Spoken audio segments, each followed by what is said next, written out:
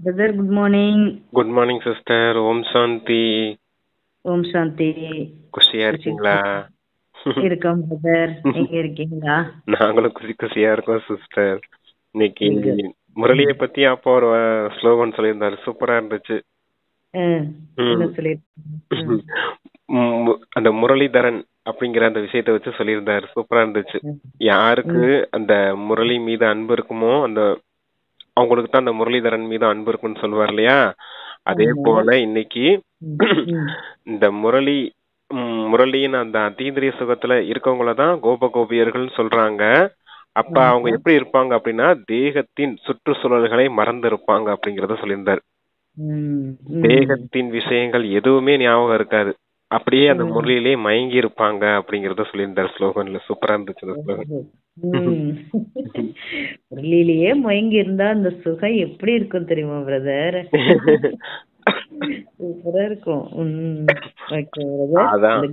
அதான் அங்கேயே எழுதி வச்சிருக்காங்க, பக்தர்கள் கூட அந்த சாஸ்திரத்தை எழுதி வச்சிருக்காங்க இல்லையா? கோப கோபியர்கள்ட்ட கேளுங்க அதீந்திரிய சுகம்னா என்ன அப்படின்னு.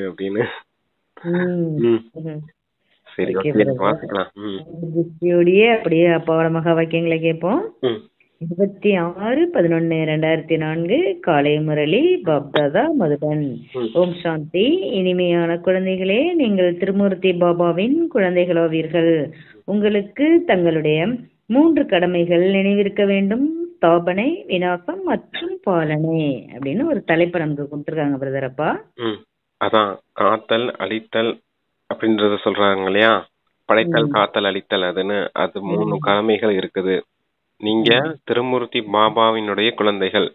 உங்களுக்கு 3 கடமைகள் எப்பவும் ஞாபகம் இருக்கணும். என்னது? பாலனை, விநாசம், ஸ்தாபனை. அந்த 3 காரியமும் உங்களுக்கு ஞாபகம் இருக்கும். ஏன்னா இது 3மே நம்மளுடைய சூட்சும ரூபமா இருக்குது. நம்ம தான் படைக்கிறோம். பிரம்மாவின் குழந்தைகள் தான் படைக்கக்கூடிய காரியத்தை செய்யறோம், சுயமாற்றம் செய்யறோம் இல்லையா? அது சுயமாற்றத்தின் ஒரு படைக்கக்கூடிய காரியத்தை செய்யறோம். விநாசம் அப்படிங்கறது நமக்குள்ள இருக்க விகாரங்களை விநாசம் செய்யறோம். அப்ப ஒரு விஷயத்த புதுசா உருவாக்குறோம், அழிக்கவும் செய்யறோம். விகாரங்களை, அந்த பழைய விஷயங்களை அழிக்கவும் செய்யறோம். இந்த 2 செய்யும் போது ஆட்டோமேட்டிக்கா இன்னொன்னு புதுசா உருவாகுது. அதுதான் பாலனை.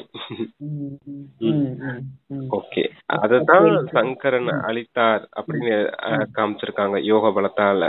அந்த அமர்ந்து யோகியா இருக்கிற மாதிரி காமிச்சிருக்காங்க இல்லையா?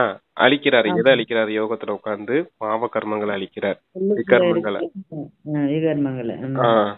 படைக்கிறார் அப்படின்னா அந்த பிரம்மா வந்து அந்த கையில ஓலைச்சுவடி வச்சிருப்பார், ஞானத்தின் மூலமா படைக்கிறார் அப்படிங்கிற மாதிரி காமிச்சிருக்காங்க. அப்புறம் கூட அந்த மாலை உருட்டுறது மாதிரி காமிச்சிருக்காங்க இல்லையா?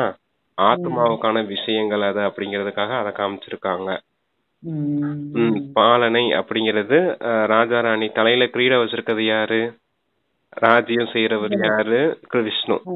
அதான் அந்த கிருஷ்ணர் வந்து ராஜ்யம் செய்யறாரு மாதிரி காமிச்சிருக்காங்க, லட்சுமி நாராயணன். அதுதான் அவங்க மூலமா இந்த உலகம் பாலனை செய்யப்படுது அப்படிங்கறதுக்காக அந்த 3 காரியங்களை சொல்றாரு அப்பா. Okay brother. அப்பா கேள்வி கேட்கிறாங்க, தேக அபிமானம் என்னும் கடுமையான வியாதி பீடிப்பதின் மூலம் என்னென்ன இழப்பு ஏற்படுகிறது? பதில்: தேக அபிமானம் இருப்பவர்களுக்குள் பொறாமை ஏற்படுகிறது. பொறாமையின் காரணத்தினால் பிறரோடு கசப்பு உணர்வுடன் இருக்கிறார்கள். அன்போடு சேவை செய்ய முடிவதில்லை, உள்ளுக்குள்ளேயே எரிந்து கொண்டிருக்கிறார்கள். அலட்சியமானவர்களாக இருக்கிறார்கள். மாயை அவர்களை அதிகம் ஏமாற்றிக் கொண்டே இருக்கிறது. முயற்சி செய்து செய்து வெறுப்படைந்து விடுகிறார்கள். இந்த காரணத்தினால் படிப்பே விட்டு போகிறது. தேக அபிமானத்தின் காரணத்தினால் மனம் சுத்தமாக இருப்பதில்லை. மனம் சுத்தமாக இல்லாத காரணத்தினால் பாபாவின் மனதில் இடம் பெறுவது இல்லை. அடிக்கடி மனநிலையை இறுக்கமாக்கிக் கொள்கிறார்கள், அதாவது மூட் ஆஃப். அவர்களுடைய முகமே மாறிவிடுகிறது. அந்த திருமூர்த்தி காரியத்துல இன்னொரு விஷயம் இருக்குது சிஸ்டர். எப்பவுமே சொல்லுவார் அப்பா, ஞானம், குணம், சக்தி, அது 3மே திருமூர்த்தியினுடைய காரியம்தான். படைப்பு காரியம் செய்யறது பிரம்மா. அப்பா அவர்கிட்ட ஞானத்தின் சக்தி, ஞானம் இருக்குது, அதனால அத ஞானம்னு சொல்றாங்க. அவர் சங்கரர்கிட்ட சக்தி இருக்குது, யோக பலத்தின் சக்தி, அதனால அது சக்தி. ஞானம், சக்தி. அப்புறம் விஷ்ணு கிட்ட குணங்கள், சர்வ குண சம்பனன் விஷ்ணுவர்த்தன சொல்றாங்க. அப்படிங்கிறப்ப அந்த ஞானம், குணம், சக்தி இந்த 3 விஷயங்களும் இருக்கிறது தான் திரிமூர்த்தி என்னுடைய விஷயம். அது எல்லாமே எங்க தயாராகுது? ஆத்மாவுக்குள்ள, ஒவ்வொரு பிராமண ஆத்மாக்குள்ளயும் தயாராகக்கூடிய விஷயம். அதத்தான் சூட்சம நிலைன்னு சொல்றாங்க. அதான் சூட்சம லோகத்துல 3 பேரையும் காமிச்சிருக்காங்க, பிரம்மா, விஷ்ணு, சங்கரர்னு. அது ஆத்மாவுக்குள்ள சூட்சமமா நடக்கக்கூடிய ரகசியத்தை அப்படி வெளிப்புறமா தேவர்களா காமிச்சிருக்காங்க. சூப்பர். அது சரி, ஓகே. இப்ப தேக அபிமானத்துல என்னென்னத்தை இழக்குறீங்க அப்படிங்கறத சொல்றாரு. தேக அபிமானத்துல வர்றதுனால நீங்க பொறாமைக்கு வசமாகறீங்க. ஃபர்ஸ்ட் பொறாமைக்கு வசமாகறதுனால கசப்பான அனுபவம், கசப்பான உணர்வுகளே ஏற்படுது அப்படிங்கறத சொல்றேன். அன்பா இருந்து யாருக்குமே சேவை செய்ய முடியறது இல்லை. உள்ளுக்குள்ளே எரிஞ்சுக்கிட்டே இருக்காங்க. ஒருத்தர் மீது ஒருத்தர் பொறாமப்படுறா, இவங்க இப்படி இருக்காங்க, நான் இப்படி இருக்கேனே, இவங்க பெரிய ஆளா இருக்காங்க, நான் அப்படி இல்லையே அப்படிங்கறது மாதிரி. இவங்களுக்கு எல்லாம் கிடைக்குது, நமக்கு எதுவுமே கிடைக்கலையா அப்படிங்கிற மாதிரி பொறாமையின் சங்கல்பத்தினால அந்த உள்ளுக்குள்ளேயே எரிஞ்சுக்கிட்டு இருக்காங்க அப்படிங்கறத சொல்றாரு. இது தேக அபிமானத்துல வரக்கூடிய விஷயம் அப்படிங்கிறாரு. ரெண்டாவது, மாயை தேக அபிமானத்துல இருக்கவங்கள நிறைய ஏமாற்றுது அப்படிங்கறத சொல்றாரு. அப்ப எதனால தேக அபிமானத்துல ஏமாற்றுது? அதனால முயற்சி செஞ்சு செஞ்சு செஞ்சு வெறுப்படைஞ்சிடுறாங்கன்றாரு. வெறுப்படைஞ்சு படிப்பையை விட்டுட்டு போயிடுறாங்க அப்படிங்கறத சொல்றாரு.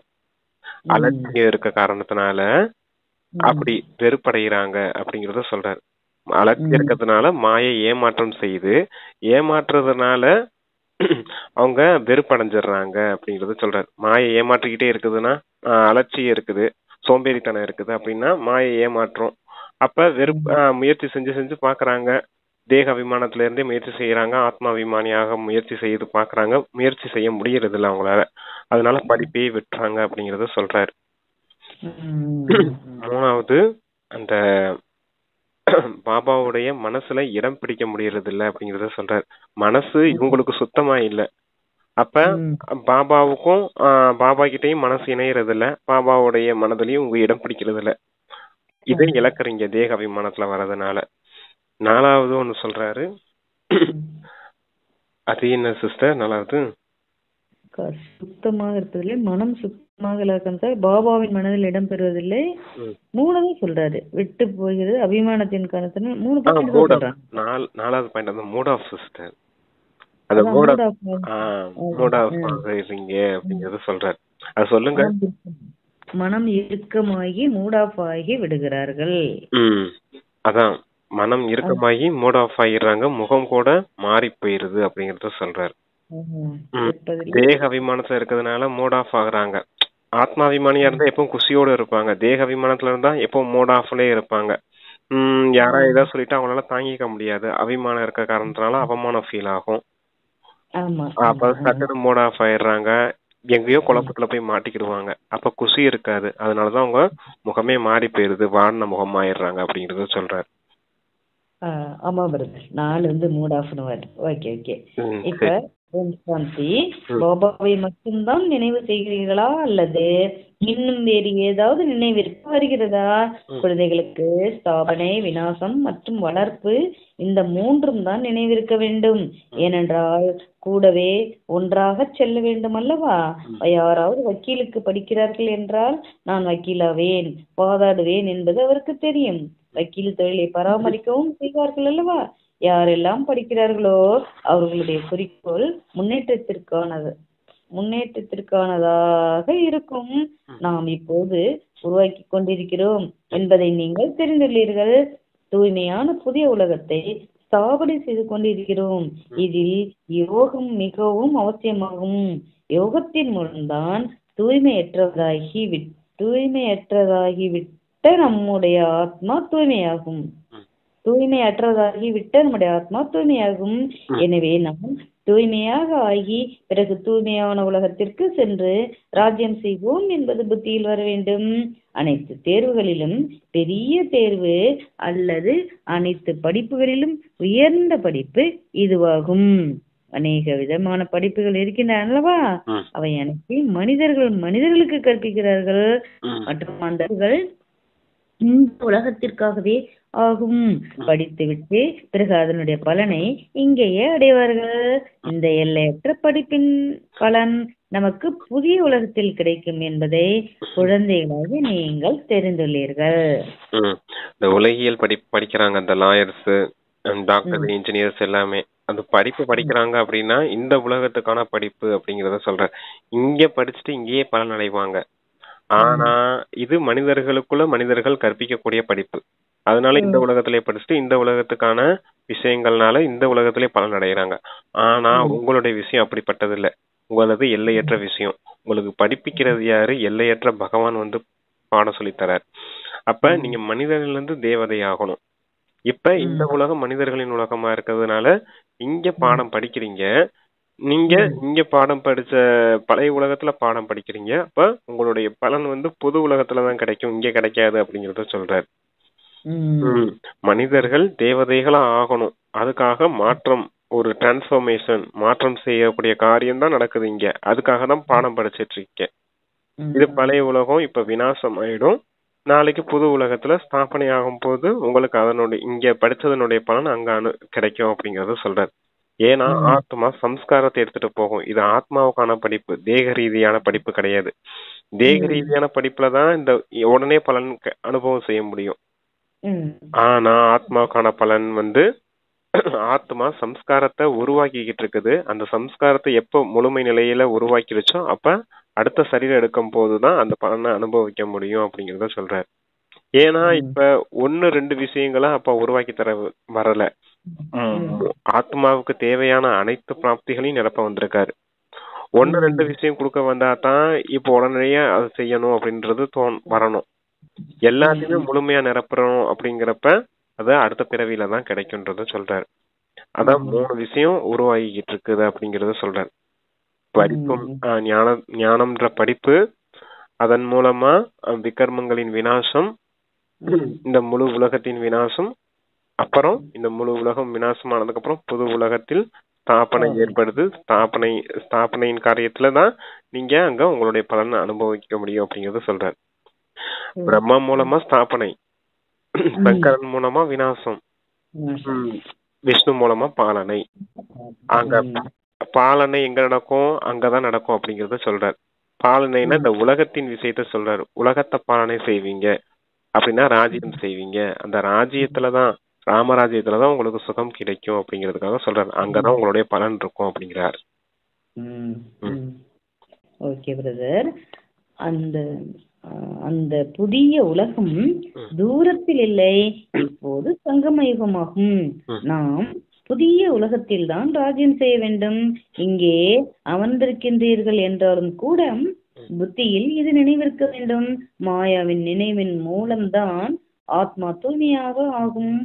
நாம் தூய்மையாகிவிட்டால் பிறகு இந்த தூய்மையற்ற உலகம் கண்டிப்பாக விநாசமாகும் என்பதையும் நீங்கள் நினைவில் வைக்க வேண்டும்.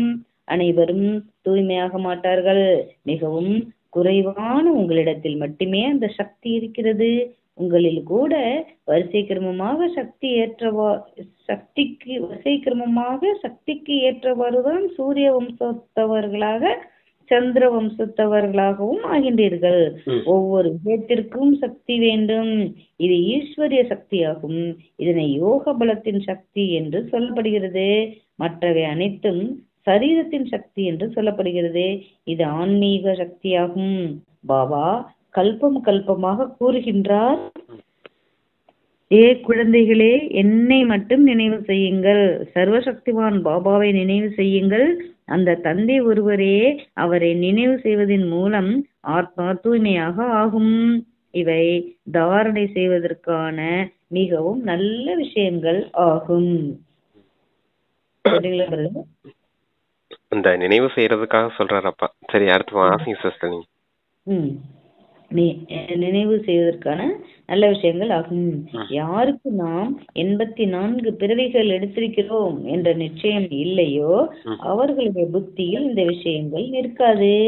யார் சதோப்பிரதானமாக சதோ பிரதான உலகத்தில் வந்திருக்கிறார்களோ அவர்கள்தான் இப்போது தமோ பிரதானத்தில் வந்துள்ளார்கள்.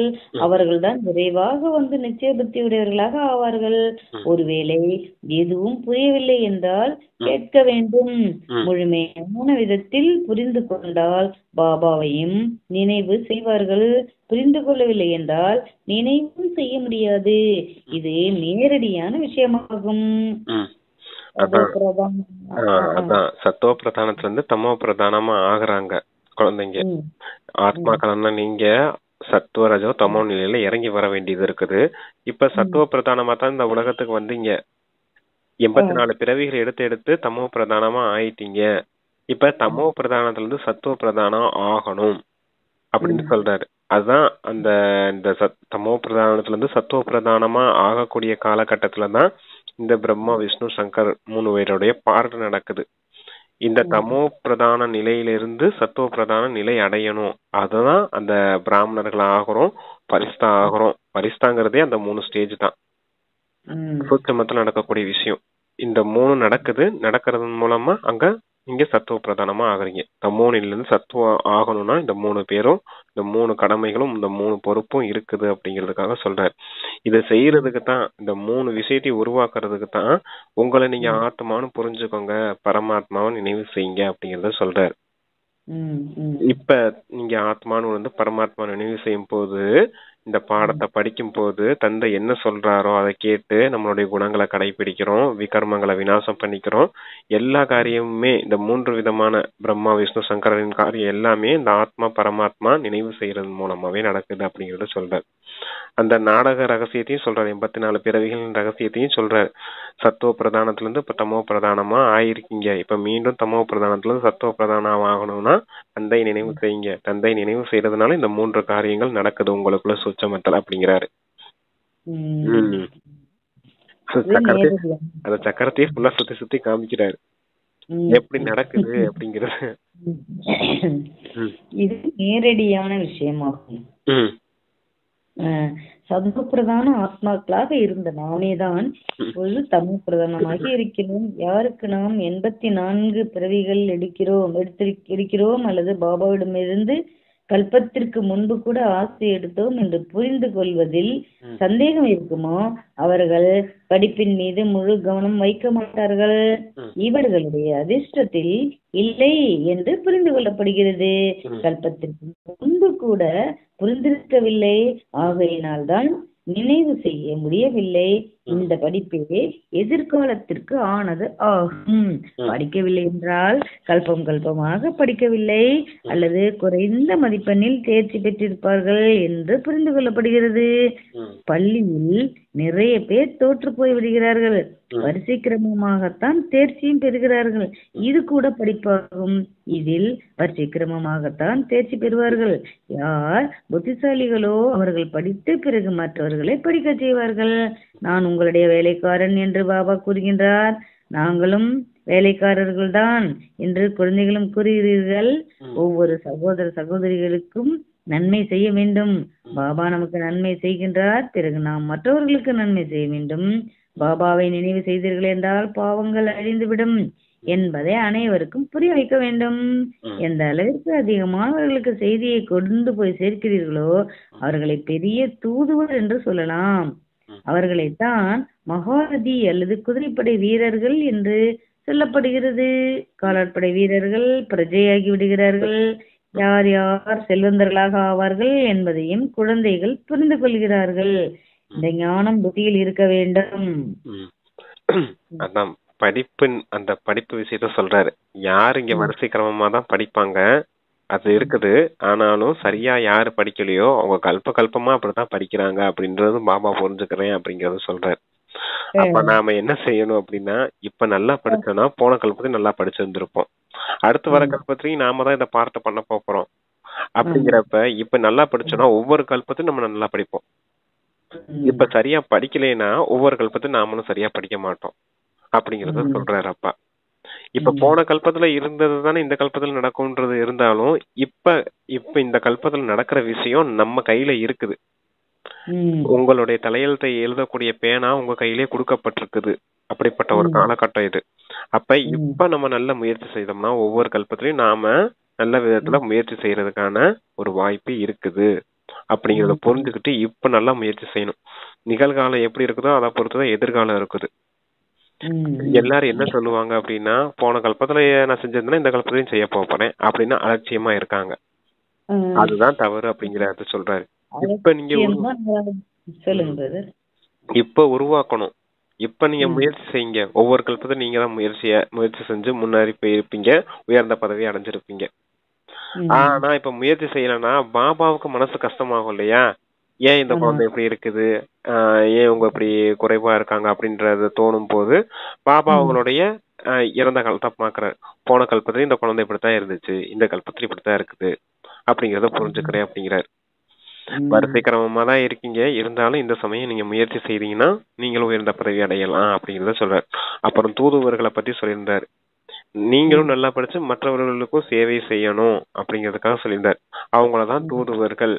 எல்லாருக்கிட்டையும் போய் தந்தையின் அறிமுகத்தையும் தந்தையினுடைய விஷயங்களையும் சொல்லக்கூடியவங்க. அவங்களதான் மகாரதி, குதிரை படையினர், காலார் படையினர்னு சொல்றாங்க இல்லையா? இப்ப மகாரதிங்கிறவங்க ராஜாக்களாவோ இல்ல செல்வந்த பிரஜையாவோ போவாங்க. அவங்க அப்புறம் அதுலயும் குறைந்தவர்களா குதிரை படையினர் போவாங்க. அப்புறம் காலார் படையினர் மொத்தமா பிரஜைகளா மாறி இல்ல தாசதாசிகளா மாறி போயிருவாங்க அப்படிங்கறத சொல்றாரு. அதான் வரிசை கிரமமா காமிச்சிருக்காங்க இல்லையா? போர்க்களத்துல கூட யானைப்படை, குதிரைப்படை, காலார் படைன்னு படிப்புல கூட இருக்குது இல்லையா? First rank, second rank, third ரேங்க்னு இப்படி வரிசை கிரமமா தானே இருக்காங்க. அதே போலதான் இங்கேயும் இப்படி இருக்காங்க அப்படிங்கறத சொல்றாரு. விஷயம் என்னமோ சின்ன விஷயங்கள் தான், புரிஞ்சுக்கிட்டதும் சின்ன விஷயங்கள் தான். ஆனா உங்களுடைய யோகத்தின் முயற்சியாலையும் உங்களோட நினைவின் பலத்தாலையும் மாயை எந்த அளவுக்கு வெற்றி அடையிறீங்க அப்படிங்கறதுலதான் உங்களுடைய உயர்ந்த பதவி இருக்குது அப்படிங்கறத சொல்றாரு. உங்களுடைய பாக்கியமே அதுலதான் இருக்குது. நீங்க உங்களுக்கு எந்த அளவுக்கு ரியலைஸ் ஆகுதோ அந்த அளவுக்கு தான்.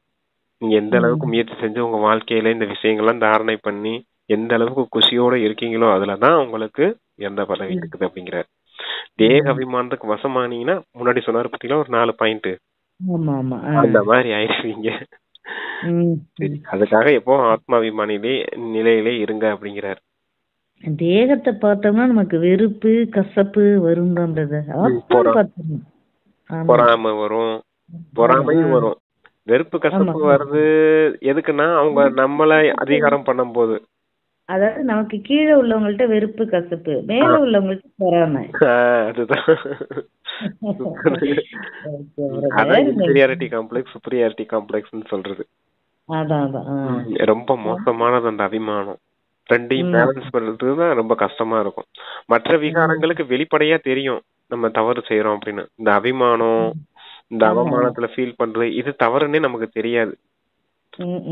அதுதான் சொல்றாரு அப்பா. இந்த ஞானம் படிக்கிறேன் பிரதர். இந்த சொல்றீங்களா? இல்ல இல்ல, இந்த ஞானம் புத்தியில் இருக்க வேண்டும். குழந்தைகளாகி நீங்கள் யார் சேவைக்கு பொறுப்பாகி உள்ளீர்களோ அவர்களே பொறுப்பாகி உள்ளீர்களோ சேவைக்காகவே வாழ்க்கையை கொடுத்துள்ளீர்கள் என்றால் பதவியும் அப்படி அடைவீர்கள். அவர்களுக்கு யாருடைய கவலையும் இருப்பதில்லை. மனிதர்கள் அவரவர் கை கால் உடையவர்கள், யாரையும் கட்டி போட முடியாது அல்லவா? தங்களை சுதந்திரமாக வைத்துக் கொள்ள முடியும். ஏன் நாம் பந்தனத்தில் மாட்டிக்கொள்ள வேண்டும்? ஏன் பாபாவிடமிருந்து அமிர்தத்தை பெற்று அமிர்தத்தையே தானம் செய்யக்கூடாது? நான் என்ன ஆடா மாடா? யாரும் என்னை கட்டி போடுவதற்கு ஆரம்பத்தில் குழந்தைகளாகி நீங்கள் எப்படி தங்களை விடுவித்துக் கொண்டீர்கள்? கூச்சலிட்டீர்கள், ஐயோயோ என்று சொல்லி அமர்ந்து கொண்டார்கள். எங்களுக்கு என்ன கவலை? நாங்கள் சொர்க்கத்தை ஸ்தாபனை செய்ய வேண்டுமா அல்லது இங்கே அமர்ந்து கொண்டு இந்த காரியத்தை செய்ய வேண்டுமா என்று கேட்பீர்கள். போதை ஏறி விடுகிறது. இதனை மௌலாயி மஸ்தி, மௌலாயி மஸ்தி, ஆன்மீக போதை என்று சொல்லப்படுகிறது.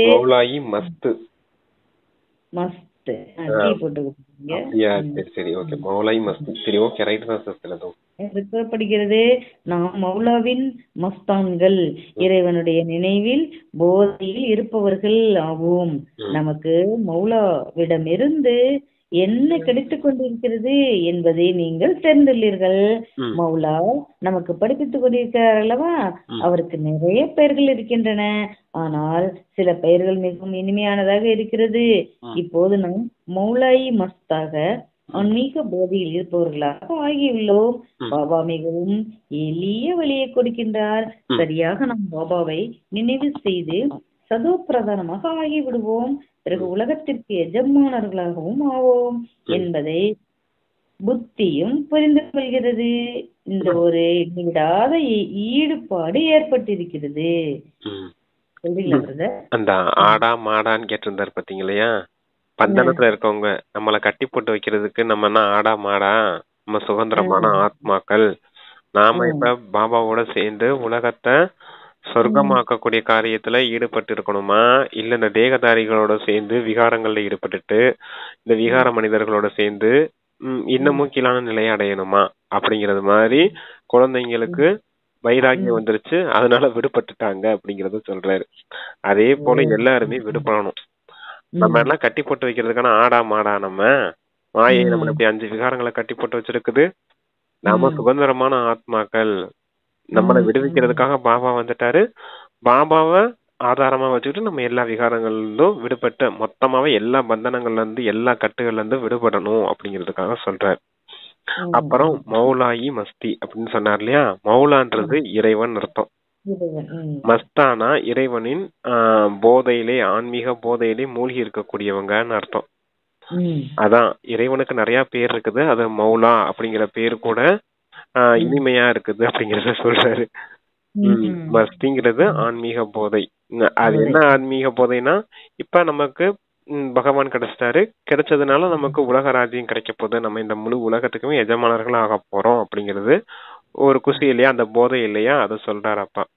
மௌலா மூலமா நமக்கு அந்த மஸ்து அந்த ஏற்படுது ஆன்மீக போதை, இடைவிடாத ஈடுபாடு ஏற்பட்டிருக்கிறது அப்படின்னு. Okay okay. அந்த அந்த வார்த்தைக்கு தான் ரொம்ப கவனம் கொடுக்கணும். அந்த மௌலாயி அப்படிங்கிறது, மௌலா அது ரொம்ப இனிமையான வார்த்தையா இருக்குது அப்படிங்கறத சொல்றாரு.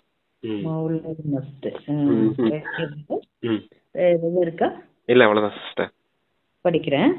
இடைவிடாத புத்தியும் புரிந்து கொள்கிறது.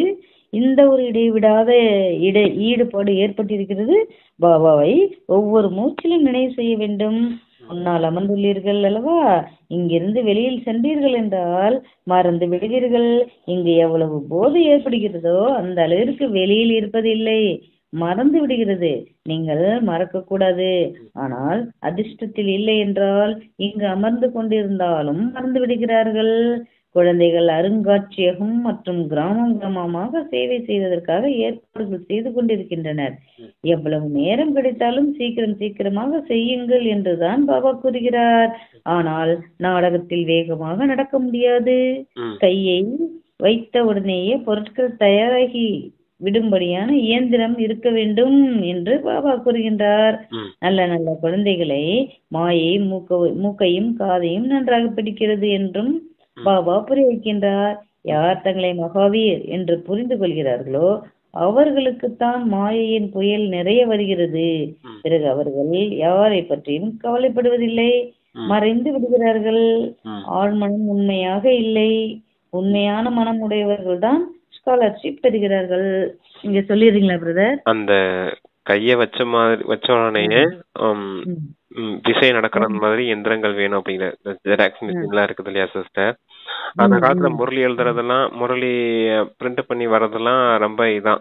அப்ப என்ன செய்வாங்களாம், முரளி கையாலே உட்காந்து எழுதுவாங்களாம் எல்லாருக்கும். ஆமா, சென்டருக்கெல்லாம் வாணி வந்து கையாலே எழுதுவாங்களாம். எழுதுறது எப்படி எழுதுவாங்கன்னா, பின்னாடி அந்த இது இருக்கு இல்லையா, காப்பி ஷீட், அந்த என்ன சீட்னு சொல்லுவாங்க, அந்த கார்பன் ஷீட், அந்த கார்பன் ஷீட் வந்து பின்னாடி வச்சு எழுதுவாங்களாம். அப்படி எவ்வளவு பேர் எழுதிருப்பாங்கன்னு பாருங்களேன். அத்தனை சென்டருக்கு அனுப்பணும் அப்படின்னா, அதான் பாபா சொல்ல எழுதிட்டு இருப்பாங்களாம். அதை எழுதுவாங்க. அப்புறம் அதே பிரிண்ட் ஆகி அதே எழுதி தான் அனுப்புவாங்களாம். அதே போல அப்புறம் ஜெராக்ஸ் மிஷின் வந்துச்சு, பிரிண்டர் வந்துச்சு, அப்புறமேல் ஜெராக்ஸ் மிஷின் வந்துச்சு. அதே போல கைய வச்சோடனே வேலை செய்யற மாதிரி எந்திரங்கள்லாம் வேணும். மியூசியம் உருவாக்குறீங்க, அந்த அருங்காட்சியை உருவாக்குறீங்க, கிராம கிராமமா போய் சேவை செய்யறீங்க, அப்படிங்கிறப்ப உங்களுக்கு அதெல்லாம் வேணும் இல்லையா அப்படிங்கறத சொல்றாரு. அந்த சென்டர் ஓபன் பண்றதா இருக்கட்டும், இல்ல மற்ற மனிதர்களுக்கு போய் சொல்றதா இருக்கட்டும், பட விளக்கம் கொடுக்கறதா இருக்கட்டும், எல்லாத்துக்குமே அதெல்லாம் தேவைப்படும் இல்லையா? அப்ப எல்லாருக்கிட்டையும் இருந்துச்சுன்னா எல்லாரும் ஏதோ ஒரு விதத்துல சேவை செய்வாங்க இல்லையா? அதுக்காக சொல்றாரு அப்பா. Okay brother. உண்மையான மனமுடையவர்கள் தான் ஸ்காலர்ஷிப் பெறுகிறார்கள். சைத்தானி மனம் செல்லாது. சைத்தானி சைத்தான் சைத்தானி தன்னுடைய படகையை மூழ்கடிக்கிறது. சிவபாபாவோடு தான் அனைவருடைய காரியமும் ஆகும். இதை நீங்கள் காட்சியாக பார்க்கின்றீர்கள். பிரம்மாவையும் உருவாக்கக்கூடியவர் சிவபாபா ஆவார். சிவபாபாவை நினைவு செய்தால்தான் இப்படி ஆக முடியும். மாயை மிகவும் பலம் வாய்ந்தது என்று பாபா புரிய வைக்கின்றார். எப்படி எலி கடிக்கிறது என்றால் அது கடிப்பதே தெரிவதில்லை. மாயையும் கூட அப்படிப்பட்ட திமிரான எலியாகும். மகாரதிகள் தான் மிகவும் எச்சரிக்கையாக இருக்க வேண்டும். மாயை நம்மை கீழே விழ வைத்து விட்டது, உப்பு நீராக கசப்பாக மாற்றிவிட்டது என்பதை அவர்களே புரிந்து கொள்ள முடியாது. உப்பு நீராக ஆவதின் மூலம் நாம் பாபாவின் சேவையை செய்ய முடியாது என்பதை புரிந்து கொள்ள வேண்டும். உங்க உள்ளுக்குள்ளேயே எரிந்து கொண்டிருப்பார்கள். தேக அபிமானம் இருக்கிறது, ஆகையினால்தான் எரிகிறார்கள். அந்த நிலை இல்லை, நினைவினுடைய கூர்மை உண்டாவதில்லை. ஆகையினால் மிகவும் எச்சரிக்கையாக இருக்க வேண்டும். மாயை மிகவும் கூர்மையானதாகும். நீங்கள் யுத்த மைதானத்தில் இருக்கிறீர்கள் என்றால் மாயையும் விடுவதில்லை. பாதி முக்கால் பாகம் முடித்து விடுகிறது. யாருக்கும் தெரிவதும் இல்லை. எவ்வளவு நல்ல நல்ல புத்தம் புதியவர்கள் கூட படிப்பை நிறுத்திவிட்டு வீட்டில் அமர்ந்து கொள்கிறார்கள். நல்ல புகழ்பெற்றவர்கள் மீது கூட மாயையின் சண்டை நடக்கிறது. புரிந்திருந்தாலும் கூட அலட்சியமாகி விடுகிறார்கள். சின்ன விஷயத்தில் கூட உப்பு நீராகி விடுகிறார்கள். தேக அபிமானத்தின் காரணத்தினால் உப்பு நீராகி விடுகிறார்கள் என்று பாபா புரிய வைக்கின்றார். தங்களுக்கு தாங்களே ஏமாற்றத்தை கொடுத்துக் கொள்கிறார்கள். இதுவும் நாடகம்தான் என்று பாபா சொல்வார். அந்த எலிய பத்தி சொல்றாரு. எலி எப்படி கடிக்குது அப்படிங்கறதே தெரியாம கடிச்சிட்டு போயிடும். ஊதி ஊதி கடிக்கும். அது ஊதும் போது அந்த இடத்த மறக்க வச்சுட்டு அது கடிச்சிடும். கடிச்சு நமக்கு ரத்தம் போயிட்டு இருக்கும் போது தெரியும் எலி கடிச்சிருச்சு அப்படின்னு. ஏன்னா ஈரமா இருக்குது அப்படின்னு பார்த்தோம்னாக்கா தெரியும் ரத்தம் வடிஞ்சுக்கிட்டு இருக்கும், எலி கடிச்சு வச்சிருக்கும். அப்படி உங்களுக்கே தெரியாம மாயைங்கிற எலி கடிச்சிட்டு போயிடுது அப்படிங்கறத சொல்றாரு. அப்ப அந்த எலியை அடக்கி அமர்ந்து இருக்கக்கூடியவர் யாரு தெரியுமா?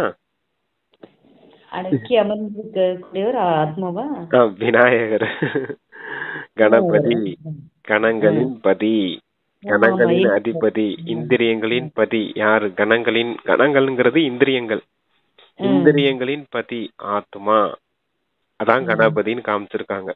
தேக இந்திரியங்களின் எஜமானன் ஆத்மா அப்படிங்கறதான் கணபதி அங்க உருவாக்கி, கணபதி அந்த எலி மீது அமர்ந்திருக்க மாதிரி, எளிய வாகனம் வச்சிருக்க மாதிரி காமிச்சிருக்காங்க.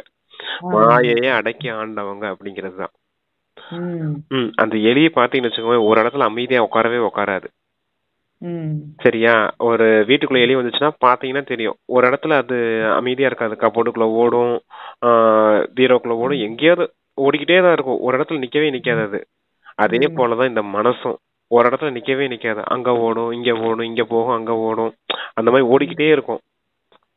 அந்த மனசை பிடிச்சு நிப்பாட்டுறதுதான் இது. அதுதான் அந்த குதிரை கூட பார்த்தோம்ல, ஐயனாருக்கு குதிரையை காமிச்சிருக்காங்க, மனம்ங்கிற குதிரையை அடக்கணவங்க அப்படின்னு. அதே போல எலி கூட மனதுக்கு ஒரு உதாரணம் தான். அது ஒரு இடத்துல இருக்கவே இருக்காது, எங்கேயாவது ஓடிக்கிட்டே தான் இருக்கும். ஏன் அப்படின்னா எலிக்கு ரொம்ப பயம். பயந்த உணர்வு கூடிய அந்த மனதில் இருக்கக்கூடிய அந்த பயம் என்னன்னா, நம்ம ஒரு இடத்துல நின்னோம்னா நம்மள போனையோ இல்ல யாராவது நம்மள கொன்றுவாங்களோ அப்படிங்கிற பயம். அதனாலதான் அந்த எலி ஒரு இடத்துல நிக்காம ஓடிக்கிட்டே இருக்கும். அதே போலதான் இந்த மனசும். சரியா? எதையாவது அழைச்சுக்கிட்டு குழப்பிக்கிட்டு எதையாவது சிந்தனை செஞ்சுக்கிட்டு அது இது பண்ணிக்கிட்டே இருக்கும். வீணானத விகாரத்தையோ எதையோ சிந்தனை பண்ணிக்கிட்டு பயந்துகிட்டே இருக்கும்.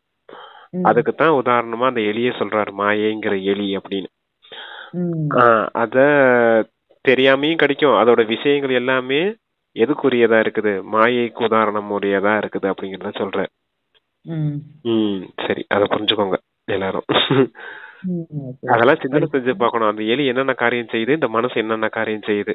ஏன் எலிய விநாயகர் அந்த வாகனமா வச்சிருக்காரு அப்படிங்கறதையும் எல்லாத்தையும் சிந்தனை செஞ்சு பார்க்கணும். நம்ம மனசை அடக்கி அந்த மனசை வந்து நம்ம கட்டுப்பாட்டுக்குள் கொண்டு வரணுங்கிறதுனால எளிய வாகனமா அவரு வச்சிருக்காரு. அதுவும் பாருங்க, விநாயகர் யாரு? சிவனுடைய குழந்தை. நாம யாரு இப்ப? சிவனோட குழந்தை. அதுதான் கணங்களின் பதி, தேக இந்திரியங்களின் எஜமானன், சுயராஜ்ய அதிகாரியும் யாரு இங்க? நம்ம ஆத்மான நாம தான். எல்லாமே நம்மளுடைய இங்க சூட்சுமத்தின் நிலையை அங்க ஸ்தூல நிலையா பக்தி மார்க்கத்துல காமிச்சிருக்காங்க. எப்படி உருவாக்கி இருக்காங்க பாருங்க. அதுவும் கணபதிக்கு அந்த எளிய வாகனமா, ஐயனாருக்கு குதிரைய வாகனமா, பறக்கும் கலையில போகக்கூடிய முருகனுக்கு மயில வாகனமா, கொஞ்சம் கொஞ்சம் ஞானத்தை வச்சு குறைய வச்சு உருவாக்குறதுன்னு அதெல்லாம். ஆமா, விஷ்ணுவுக்கு கருடன வாகனமா காமிச்சிருக்காங்க. இப்ப கருடனுங்கிற இது அதனது பறவை வந்து உங்களுடைய விஷயங்களை, அதாவது உங்களுடைய அதனது உங்களுடைய அந்த விதைகளை திருடிட்டு போயிடாம அப்படிங்கறதெல்லாம் சொல்லுவார் அப்பா. மாயைங்கிற பறவை வந்து நீங்க விதைக்கிற விதைய அது முளைக்கிறதுக்குள்ளேயே வந்து கொத்தி கொத்தி சாப்பிட்டுட்டு போயிருது அப்படிங்கறத சொல்லுவாரு. அது எல்லாமே பாருங்க எவ்வளவு சூப்பரா உருவாக்கி இருக்காங்க பக்தி மார்க்கத்துல ஸ்தூல கதையா. அது டிராமானுசாரமா நடக்குது. போறதுங்கிறது நம்ம தாரணைக்கு கொண்டு வரதுக்கு முன்னாடி இந்த பாயிண்ட் நம்மள விட்டு போயிடுது. அதுதான் சொல்ல வர்றது. அதான் இப்ப இதெல்லாம் சிந்தனை செஞ்சு பார்க்கணும். பக்தி மார்க்கத்துல என்ன விஷயம் நடந்துச்சு, இங்க அப்பா என்ன விஷயத்த சொல்றாரு அப்படிங்கறதெல்லாம் சிந்தனை செஞ்சு பார்க்கும்போது இன்னும் குஷி அதிகமாகும். எப்பவுமே ஒரே மாதிரி சிந்தனை செய்யாம இது வித்தியாசமா கொஞ்சம் சிந்தனை செய்து பார்க்கும்போது அப்பாவோட நினைவும் ஈஸியா வரும். எவ்வளவு சூப்பரா உருவாக்கி இருக்கு இந்த டிராமா மீது அன்பு வரும் நமக்கு. நம்மளுடைய நிஜமான கதை, சங்கம யுகத்தின் கதை துவாபர யுகத்துல எப்படி பக்தி மார்க்கத்துல வந்திருக்குது அப்படிங்கறதெல்லாம் எவ்வளவு பெரிய ரகசியம் பாருங்களேன். டிராமா படி எப்படி நடக்குது அப்படின்னு அதெல்லாம் சிந்தனை செஞ்சு பார்க்கணும். சரி, ஓகே சார், வாசிங்க நீங்க. நாடகம்தான் என்று பாபா சொல்வார். எதையெல்லாம் பார்க்கின்றமோ அவை கல்பத்திற்கு முன் போலவே நாடகம் நடந்து கொண்டிருக்கிறது. நிலை மேல் கீழாக ஆகி கொண்டிருக்கிறது. சில நேரங்களில் கிரகச்சாரம் பிடித்துக் கொள்கிறது. சில நேரங்களில் மிகவும் நல்ல சேவை செய்து மகிழ்ச்சியான செய்தி எழுதுகிறார்கள். மேல் கீழாக ஆகி கொண்டே இருக்கிறது. சில நேரங்களில் தோல்வி, சில நேரங்களில் வெற்றி. பாண்டவர்களுக்கு மாயையிடம் சில நேரங்களில் தோல்வியும் சில நேரங்களில் வெற்றியும் ஏற்படுகிறது. நல்ல நல்ல மகாரதிகள் கூட ஆடிப்போய் விடுகிறார்கள். நிறைய பேர் இறந்தும் விடுகிறார்கள். ஆகையால் எங்கிருந்தாலும் பாபாவை நினைவு செய்து கொண்டே இருங்கள் மற்றும் சேவை செய்து கொண்டே இருங்கள். நீங்கள் சேவைக்கு பொறுப்பானவர்களாக இருக்கின்றீர்கள். நீங்கள் யுத்த மைதானத்தில் இருக்கின்றீர்கள் அல்லவா? வெளியே வீடு வாசல் குடும்ப விவகாரங்களில் இருக்கின்றவர்கள் இங்கே இருப்பவர்களை விடவும் மிக வேகமாக செல்ல முடியும். மாயையோடு முழுமையான யுத்தம் நடந்து கொண்டிருக்கிறது. ஒவ்வொரு வினாடியும் உங்களுடைய நடிப்பு கல்பத்திற்கு முன் போலவே நடந்து வந்திருக்கிறது. இவ்வளவு காலம் கடந்து விட்டது என்று நீங்கள் சொல்வீர்கள். என்னென்ன நடந்தது என்பது கூட புத்தியில் இருக்கிறது. ஞானம் முழுவதும் புத்தியில் இருக்கிறது. எப்படி பாபாவிடத்தில் ஞானம் இருக்கிறதோ அது இந்த தாதாவிடத்திலும் வர வேண்டும். பாபா பேசுகிறார் என்றால் இந்த தாதாவும் பேசுவார். யார் யார் தூய மனம் உள்ளவர்கள் என்பதை நீங்களும் தெரிந்துள்ளீர்கள்.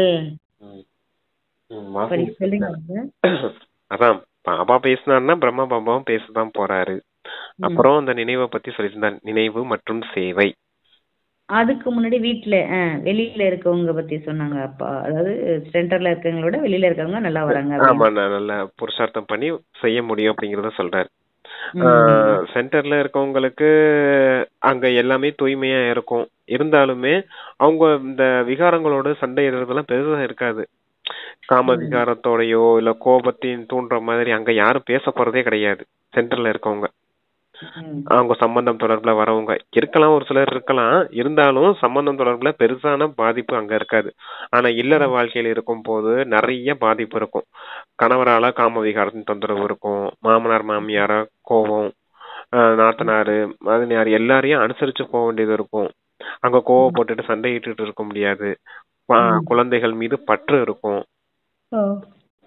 இல்லாட்டினா ட்ரெஸ், நகை, ட்ரெஸ், ஆடை, ஆபரணம், வீடு வாசல் அதன் மீது பேராசை இருக்கும்.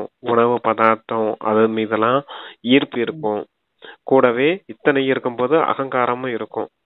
நம்ம செல்வந்தர்களா இருந்தோம்னா அகங்காரம் இருக்கும், நம்ம தாழ்ந்தவர்களா இருந்தா அந்த அவமானம் ஃபீல் ஆகும், கடனாளியா இருப்போம். ரொம்ப கஷ்டங்களான சூழ்நிலை தான். அதுக்காக இந்த கஷ்டங்கள்ல இருந்தாலும் அந்த விகாரங்கள்ல இருந்து விடுபட்டு, அந்த அபிமானங்கள்ல இருந்து விடுபட்டு மொத்தமா பாபா நினைவுலையும் பாபா சேவையில ஈடுபடுறாங்க பாத்தீங்க இல்லையா, அவங்க இவங்களை விட உயர்ந்தவர்களா ஆக முடியும் அப்படிங்கறத சொல்றாரு. ஏன்னா பவர் ஜாஸ்தியா யாருக்கு இருக்கும்னா அவங்க இயல்பா புருஷார்த்தம் பண்ணுவாங்க. சென்டர்ல இருக்கவங்க அவங்களுக்கு பெருசா தொந்தரவு இருக்காது. இப்ப அவங்களுக்கு கோபம் இருக்குதா இல்லையான்னு கூட அவங்களால கண்டுபிடிக்க முடியாது. இப்ப சென்டர்ல இருக்காங்கன்னு வச்சுக்கோங்க, யாருமே கோவப்படுற மாதிரி பேச மாட்டாங்க அப்படின்னா அவங்களுக்குள்ள கோப விகாரம் தூண்டப்படுறதே கிடையாது. அப்படின்னா உண்மையிலே கோபம் போயிருச்சா போகலையா அப்படிங்கறதே அவங்களுக்கு புரியாது. அவங்க இயல்பாவே சாந்தியா இருக்காங்க, அந்த சாந்த சுரூபமாவே இருக்கனால இருக்குதா இல்லையான்னு தெரியாம போயிடும். ஆனா இல்லறவாசிகளுக்கு அப்படி கிடையாது. கோபம் எந்த நேரத்துல ட்ரிகர் ஆகும்னே தெரியாது நமக்கு. அப்ப எல்லா நேரமும் அலர்ட்டா இருப்போம் நம்ம. புரியுது உங்களுக்கு? எப்பவுமே அலர்ட்டா இருக்குங்க. அதத்தான் இன்னைக்கு வரதானத்திலயும் சொல்லியிருப்பாரு, எப்பவுமே விழிப்புணர்வோட இருக்கணும் அப்படிங்கறத சொல்லியிருப்பாரு. இருந்தாலும் சொல்றேன், இப்ப நம்ம எப்பவுமே அலர்ட்டா இருப்போம். எப்பவுமே அலர்ட்டா இருக்கணும் என்ன, எப்பவும் ஆத்மா உணர்வுலையும் பரமாத்மா நினைவுலையும் பாபா எந்த குணங்களை பயன்படுத்த சொன்னாரு, எந்த சக்தியை பயன்படுத்த சொன்னாரு, இந்த நினைவு இந்த சிந்தனை ஓடிக்கிட்டே இருக்கும். ஏன்னா ஒவ்வொரு நல்ல சங்கல்பத்துக்கும் பலன் இருக்குது. அதான் சுவாசத்துக்கும் நினைவு செய்துகிட்டே இருங்க அப்படிங்கறதெல்லாம் சொல்றாரு இல்லையா. அப்ப ஒவ்வொரு சுவாசத்திலையும் பாக்கியத்தை உருவாக்கக்கூடியவங்க யாரு, இல்லறவாசிகளா தான் இருப்பாங்க. ஏன்னா 5 விகாரம் சுத்தி நிக்கும் போது இதை எப்படி சமாளிக்கிறேன், அதை எப்படி சமாளிக்கிறேன், இதை எப்படி சமாளிக்கிறேங்கிற அந்த புருஷார்த்தத்திலே இருக்கும் போது 24 மணி நேரம் பாபா நினைவுல இருக்க முடியும் இல்லறவாசிகள். அதனாலதான் சொல்றாரு பாபா, அவங்கள விட இவங்க நல்ல விதத்துல முயற்சி செஞ்சு முன்னாடி போக முடியும், உயர்ந்த பலனை அடைய முடியும் அப்படிங்கறத சொல்றாரு. ஓகே பிரதர், வேற எதுவும் இருக்குதுங்களா? பாபா கவர் ஆயிடுச்சு. நினைவு சேவை அதை மட்டும் சொல்லியிருந்தாரு. எப்பவுமே நினைவுலயே இருங்க, சேவையிலேயே இருங்க அப்படிங்கறத சொல்றாரு. அதான் டபுள் லாக்குன்னு சொல்லுவார் ஒரு சமயத்துல. தந்தை நினைவுல இருந்து மற்றவர்களுக்கு சேவை செய்யக்கூடிய இந்த விஷயத்திலே கவனம் கொடுத்துருங்க அப்படின்னு சொல்லுவார். ஆமா. யார் யார் தூய மனம் உள்ளவர்கள் என்பதை நீங்களும் தெரிந்துள்ளீர்கள். தூய மனம் உள்ளவர்கள் தான் பாபாவின் மனதில் இடம்பெறுகிறார்கள். அவர்களிடம் உப்பு நீரின் உணர்வு இருப்பதில்லை. எப்போதும் புன்சிரிப்போடு இருக்கிறார்கள். அவர்களுடைய மனநிலை மூடு ஒருபோதும் மாறாது. இங்கே நிறைய பேருடைய மனநிலை மாறிவிடுகிறது. கேட்கவே கேட்காதீர்கள், நாங்கள் தூய்மையற்றவர்களாக இருக்கிறோம் என்றும் சொல்கிறார்கள்.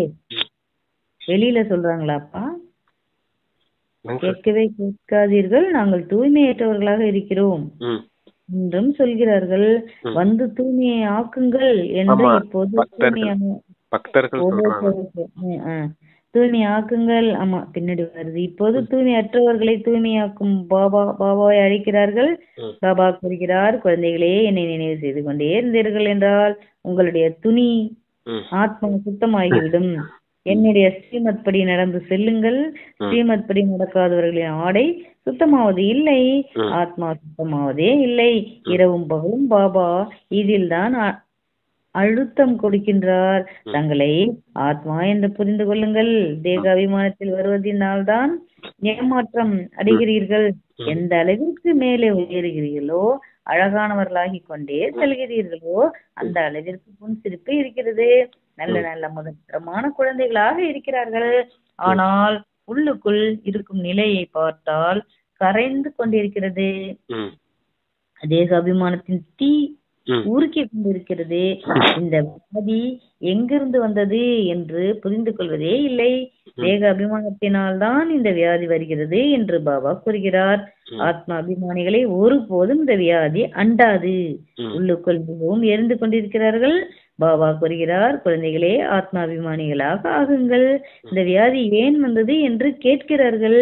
இந்த தேக அபிமானத்தின் வியாதி அப்படிப்பட்டது, கேட்கவே கேட்காதீர்கள் என்று பாபா கூறுகிறார். யாருக்காவது இந்த வியாதி வருகிறது என்றால் ஒரே அடியாக மாட்டு ஈயை போல் ஒட்டி கொள்கிறது, விடுவது இல்லை. ஸ்ரீமத் படி நடக்க சொல்லுங்க, இதற்கு சொல்லிடுங்க. தேகம்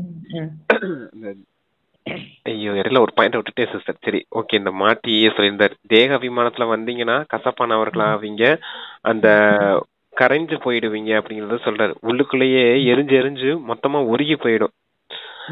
மற்றவர்களை பத்தி அந்த பொறாமப்படுற விஷயம் அந்த முதல்ல அந்த 4 பாயிண்ட் சொல்லியிருந்தாரு பாத்தீங்களா. ஆமா. அடுத்தவங்கள பத்தி தவறா நினைச்சு அந்த உள்ளுக்குள்ளேயே எரிஞ்சு கருகி போயிடும் அப்படிங்கறதுக்காக சொல்லியிருந்தாரு.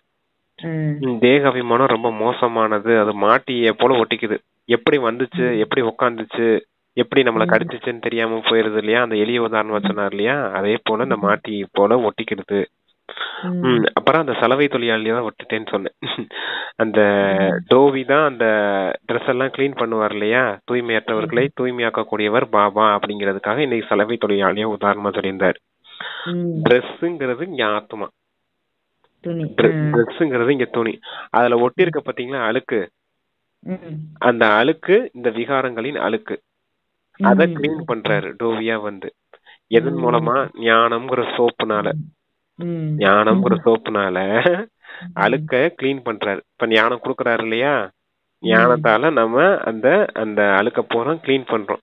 அதான் துவைச்சு உங்களுக்கு சுத்தமான ஆடையா கொடுப்பேன் அப்படிங்கறத சொல்றாரு. அப்படின்னா இங்க அந்த தூய்மையற்ற அந்த ட்ரெஸ் ஃபுல்லா அப்படி ஆத்மாக்களை தான் ட்ரெஸ்ன்னு சொல்றாரு. அழுக்கா இருக்கீங்க, உங்களை கிளீன் பண்ணி சத்தியத்துக்கு அனுப்பும் போது நீங்க தூய்மையா வெள்ளையா மாறிடுவீங்க அப்படிங்கறத சொல்றாரு. அதான் டோவியினுடைய உதாரணம் அப்படின்றத சொல்லிட்டாரு. அதுதான் அந்த ராவணனுடைய தலைக்கு மேல கழுதையின் தலையை காமிச்சிருப்பாங்க. அது என்னுடைய அடையாளம் தெரியுமா? கழுதைக்கு மேலதான் என்ன செய்வாங்க, பொதி மூட்டையை தூக்கிட்டு வச்சுட்டு போவாங்க இல்லையா. அப்ப அந்த 5 விகாரங்களும் உங்களை சுமை உடையவரா ஆக்கும். அந்த பொதி மூட்டை என்ன போற அழுக்கு மூட்டை. இந்த 5 விகாரங்களும் மொத்தமா அழுக்கு அப்படிங்கறதுக்காக சொல்றது. மொத்தமாவே இந்த ராவணன் அழுக்கு மூட்டைக்கு சமமானவன். அழுக்க தூக்கி சுமந்து சுமையா தூக்கி வச்சிருக்கீங்க எல்லாரும். அதனால வியாதி வருது. இந்த வியாதி ஏன் வருதுன்னு கேட்பாங்க அப்படிங்கறது. ஆமா, அதான் 5 விகாரங்களும் அழுக்கு மூட்டை. இந்த அழுக்கு மூட்டையெல்லாம் மொத்தமா இந்த ஆத்மால இருந்து விலக்கி உங்களுக்கு தூய்மையான ஆடையா கொடுக்க வந்திருக்கேன் அப்படிங்கிறதுக்காக சொல்லியிருந்தாங்க டோவியினுடைய உதாரணத்தை. அப்பா டோவியாவும் இருக்காரு, சலவை தொழிலாளியாவும் இருக்காரு அப்படிங்கறத ஞாபகம் வச்சுக்கணும். அது இந்த உலகத்துல என்னென்ன மனிதர்கள் வேலை செய்யறாங்களோ அது எல்லாத்தையுமே உதாரணமா அப்பா சொல்லுவாரு. அந்த பொற்கொள்ளனுடைய உதாரணம் சொல்லுவாரு. அதோட இன்டென்ஷனா என்ன தெரியுமா, எதை பார்த்தாலும் நமக்கு அவர் ஞாபகம் வந்துட்டே இருக்கும். அதுதான் யார பார்த்தாலுமே சொல்லியிருந்தாரு. எனக்கு கிளாக்க பார்க்கும் போது அந்த லிவர் கிளாக், ஆனா அது உண்மையா லிவர் கிளாக்க எதுக்கு கம்பேர் பண்ணாருங்கிறது இப்ப மறந்து போச்சு. ஆனா பாபா ஒரு தடவை லிவர் கிளாக்னு சொல்லியிருந்தாரு, அது என்னது அப்படின்னு ஞாபகம் வருது. ஆனா லிவர் கிளாக் உங்களுக்கு இதுக்கு சொல்லியிருப்பாரு, டிராமாவுக்கு சொல்லியிருப்பாரு சிஸ்டர். நினைக்கிறேன் ஓடிக்கிட்டே இருக்கு பாத்தீங்க இல்லையா டிராமா. அதே போல நொடிக்கு நொடி இந்த நாடகத்துல ஒவ்வொரு விஷயங்களும் புதுசு புதுசா அனுபவம் ஆயிட்டே இருக்குது. பேன் நகர்றது போல இந்த டிராமா நகர்ந்துகிட்டே இருக்குது. இவரு எப்பதான் பேன் ஊறதெல்லாம் பார்த்து. ஆமா, அப்பெல்லாம் பாப்பா நினைவு வரும். ஆனா மறந்து போயிடுறோம் பாத்தீங்களா, அந்த சேலையில முடிச்சு போட்ட கதை மாதிரி. எதுக்கு சொன்னாரு அதையும் கூட சொல்லியிருக்காரு பாருங்க. லிவர் கிளாக்னு சொன்னாரு, ஆனா லிவர் கிளாக் வச்சு என்ன சொன்னாரு அப்படின்னு யோசிச்சு தவிர இந்த புடவை முடிச்சு கதையா ஆயிப்போச்சு. அதுதான் அதுதான் ஒவ்வொரு தெரிஞ்சுதான் எல்லா பொருளையும் கொண்டு வந்துடுறாரு முரளியில. பாக்குற பொருளையும் நான் தான் இருக்கணும், பேசிக்கிட்டே இரு, வேற எங்கேயும் போவாத, அவ்வளவு விகாரம் உள்ள இருக்குன்ட்டு ஒரே மயமா சொல்லிட்டாரு நம்மள்ட்ட. இப்ப நம்ம முகம் எப்படி இருக்கும், மகிழ்ச்சியா இருக்கும் இந்த மாதிரி சிந்தனை செய்து பார்க்கும் போதெல்லாம், அப்ப சொல்ற விஷயத்தெல்லாம். ஆனா தேக அபிமானத்துல இந்த உலகியல் விஷயத்த சிந்திச்சுன்னா குழப்பமாயிரும். அதான் தேக அபிமானத்துல போய் முகமே மூட் ஆஃப் ஆயிருது அப்படிங்கறத சொல்றாரு பாத்தீங்களா. அப்ப ஞான சிந்தனை செய்யற குழந்தைங்களுக்கு தான் அது புரியும். ஞான சிந்தனை இல்லைன்னா குசி இருக்காது. குசி இல்லைன்னா என்ன அர்த்தம், தேக அபிமானத்துல மாட்டிக்கிட்டோம்னு அர்த்தம். எல்லாருமே ஒன்னோட ஒண்ணு இன்டர்லிங்க் ஆகியே இருக்கும். அத நல்ல விதத்துல ஆழமா புரிஞ்சுக்கிட்டவங்களுக்கு அது புரியும். மேலோட்டமா படிச்சுட்டு போறவங்களுக்கு எதுவுமே புரியாது. அதுதான் விஷயம் இங்க. அதனாலதான் படிப்பை விட்டுட்டு போயிடுறாங்க, தேக அபிமானத்துக்கு வசமாயிட்டு போயிடுறாங்கன்னு சொல்றாரு அப்பா. சிந்தனை கடலை கடைய மாட்டேங்கிறீங்க. ஞானத்தின் விஷயத்தையும் ஞானத்தின் அந்த மதிப்பே உங்களுக்கு தெரிய மாட்டேங்குது. ஒவ்வொரு வார்த்தையும் லட்ச மதிப்பு வாய்ந்தது, கோடி ரூபாய்க்கு மதிப்பு வாய்ந்ததுன்னு சொல்றாருன்னா அப்ப அதுல என்னென்ன பிராப்திகள் இருக்குதுன்றத புரிஞ்சுக்கணும் அப்படின்னு சொல்றாங்க. சரி, ஓகே சிஸ்டர் வாசிங்க. ஸ்ரீமத் படி நடக்காமல் தங்களுடைய தேக அபிமானத்தில் நடக்கிறார்கள் என்றால் மிக வேகமாக அடி விழுகிறது. பாபாவிடம் செய்திகள் அனைத்தும் வருகிறது. மாயை ஒரேடியாக மூக்கை பிடித்து விழ வைத்து விடுகிறது. புத்தியை முற்றிலும் அடித்து வீழ்த்தி விடுகிறது. சந்தேக புத்தியுடையவர்களாக ஆகி விடுகிறார்கள். எங்களை கல்லு புத்தியில் இருந்து தங்க புத்தியுடையவர்களாக ஆக்குங்கள் என்று பகவானே அழைக்கிறார்கள். பிறகு அதற்கு விரோதமானவர்களாக ஆகிவிடுகிறார்கள் என்றால் என்ன கதியாகும்? ஒரேடியாக விழுந்து கல்லு புத்தியுடையவர்களாக ஆகிவிடுகிறார்கள். இந்த மாணவ வாழ்க்கை தான் சிறந்தது என்று குழந்தைகளுக்கு இங்கு அமர்ந்திருக்கும் போது குஷி இருக்க வேண்டும். இதைவிட உயர்ந்த படிப்பு வேறு எதுவாக இருக்கும்? உயர்ந்த படிப்பு வேறு ஏதாவது இருக்கிறதா என்ன என்று பாபா கேட்கிறார். அனைத்திலும் சிறந்தது இதுவே ஆகும். 21 பிறவிகளுக்கு பலன் தருகிறது. எனவே இப்படிப்பட்ட படிப்பின் மீது எவ்வளவு கவனம் கொடுக்க வேண்டும்? சிலர் முற்றிலும் கவனம் கொடுப்பது இல்லை. மாயை மூக்கு காதை முற்றிலுமாக அறுத்து விடுகிறது. இதனுடைய ராஜ்யம் அரை கல்பம் நடக்கிறது. எனவே கேட்கவே கேட்காதீர்கள், அப்படி பிடித்துக் கொள்கிறது. ஆகையினால் எச்சரிக்கையாக இருங்கள் என்று பாபா அவரே கூறுகின்றார். ஒருவர் மற்றவருக்கு எச்சரித்து கொண்டே இருங்கள். சிவபாபா நினைவு செய்யுங்கள், இல்லை என்றால் மாயை காது மூக்கை அறுத்துவிடும். பிறகு ஒரு காரியத்திற்கும் பயன்பட மாட்டீர்கள். நாம் லட்சுமி நாராயணனாக ஆவது நடக்காது என்று நிறைய பேர் புரிந்து கொள்கிறார்கள். கலைப்படைந்து மனம் வெறுப்படைந்தவர்களாக ஆகிவிடுகிறார்கள். மாயையிடம் தோல்வியடைந்து ஒரேடியாக குப்பையில் விழுந்து கிடக்கிறார்கள். பாருங்கள், நம்முடைய புத்தி கெடுகிறது என்றால் மாயை மூக்கை பிடித்து விட்டது என்று புரிந்து கொள்ள வேண்டும். நினைவு யாத்திரையில் நிறைய படம் இருக்கிறது, நிறைய குஷி நிரம்பி உள்ளது அப்படின்னா கடைசி அந்த இதை மட்டும் சொல்லுங்க சிஸ்டர். மாயை மூக்கை பிடித்து விடுகிறது என்றால் என்னன்னு சொல்லியிருந்தாரு? புத்தி கெடுகிறது. புத்தி கெடுகிறது. புத்தி கெடுது. ஆமா, புத்தியில ஏதாவது தேவையில்லாத சிந்தனை வருது அப்படின்னா மாயை மூக்க பிடிக்குது அப்படின்னு அர்த்தம். அப்படிங்கறத புரிஞ்சுக்கோங்க அப்படிங்கிறாரு. மூக்க பிடிக்குது, மூக்கா இருக்குது, காதா இருக்குது, எல்லாத்தையும் அறுக்குது அப்படின்னு என்ன அர்த்தம்? அதாவது சுவாசத்தை கெடுக்குது, தந்தை நினைவு கெடுக்குது. மாயை தந்தை நினைவு கெடுக்குது. காதை கெடுக்குதுன்னா வீணான விஷயங்களுக்கு பின்னாடி போகுது அப்படிங்கறது அர்த்தம். அத சொல்றாரு. நினைவு கெடுத்து வீணான விஷயங்கள், பரச்சிந்தனை அந்த மாதிரி கொண்டுட்டு போய் மொத்தமா முயற்சி செய்ய முடியாம ஆக்குது. செய்ய முடியாம ஆகிறதுனால மொத்தமாவே வெறுப்படைகிறாங்க. தேக அபிமானத்துக்கு வசமாகி முயற்சி செஞ்சு வெறுப்படைகிறாங்க அப்படிங்கறத சொல்றாரு. ரொம்ப முக்கியம் சிஸ்டர் இதெல்லாம். அந்த புத்தி கெடுகிறது, மாயை மூக்க பிடிக்கிறதுனா என்ன அர்த்தம்? புத்தி கெடுகிறது அப்படின்னா என்ன? புத்தியில தந்தை நினைவு இருக்கணும். மனம் புத்தியில அந்த நினைவே இல்லாம செய்யுது பாத்தீங்களா? அதான் ரொம்ப சுச்சமமான விஷயங்கள்லாம் சொல்றாரு அப்பா. அந்த நினைவு யாத்திரையில் பலம் இருக்கு, அது நம்ம மறக்க கூடாது. அது எச்சரிக்கை கொடுக்கறாங்க. இங்க நினைவு யாத்திரையில் பலம் இருக்கு, நிறைய குஷி இருக்கு, குஷியை போன்ற இல்லை என்று சொல்கிறார். ஆமா, 21 பிறவிக்கு பாக்கியத்தை உருவாக்கக்கூடிய விஷயங்கள் இதெல்லாம். அப்ப உண்மையான ராஜாரணி பாக்கியம் மொத்தம் முழு கல்பத்துக்கும் நம்ம வாழ்க்கைக்கு தேவையான ஆதாரமே. ஆமா, ஆனா அங்க பாருங்க, ஒரு பிறவிக்காக கலெக்டர் ஆக போறாங்க. அதுக்காக எவ்வளவு முயற்சி செஞ்சு படிக்கிறாங்க. எத்தனை வருஷம் இருப்பாங்க கலெக்டரா? இப்ப ஒருத்தர் 20 வயசு 21 வயசுல ஆறான்னு வச்சுக்கோங்க. மிஞ்சி போனா ஒரு 40 வருஷம் இருப்பாரா? 21ன்னா நம்ம 60 வயசு இருக்குன்னு வச்சுக்கோங்க. 39-40 வருஷம் இருப்பாங்கன்னு வச்சுக்கோங்க. வெறும் 40 வருஷம் வாழக்கூடிய வாழ்க்கைக்கே அவ்வளவு கடின உழைப்பு செய்யறாங்க அப்படின்னா, நீங்க 2500 வருஷம் முழுமையா துக்கம்னா என்னன்னே தெரியாத ஒரு உலகத்துல போய் வாழ போறீங்க. சொர்க்கம்னு உலகமே ஆசைப்படுது இந்த உலகத்துல போய். அப்படி ஒரு இடத்துல போய் வாழ போறீங்கன்னா நீங்க எந்த அளவுக்கு கவனம் கொடுத்து படிக்கணும். அதுதான் சொல்றாரு, இந்த ஞானத்தின் படிப்பை விட எந்த படிப்புமே மிக உயர்ந்த படிப்பு கிடையாது அப்படின்னு. பாருங்க, கலெக்டர் கூட ஒரு மாவட்டத்துக்கு தான் ஒரு அதிகாரி மாதிரி, மாவட்டத்துக்கு தலைவர்னு வச்சுக்கோங்களேன். அவர் நினைச்சா அந்த மாவட்டத்துக்குள்ள எல்லா காரியமும் செய்ய முடியும்.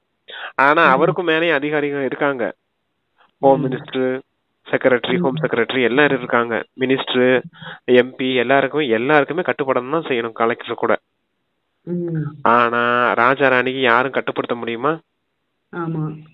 எவ்வளவு சுகமான வாழ்க்கை 2500 வருஷம்.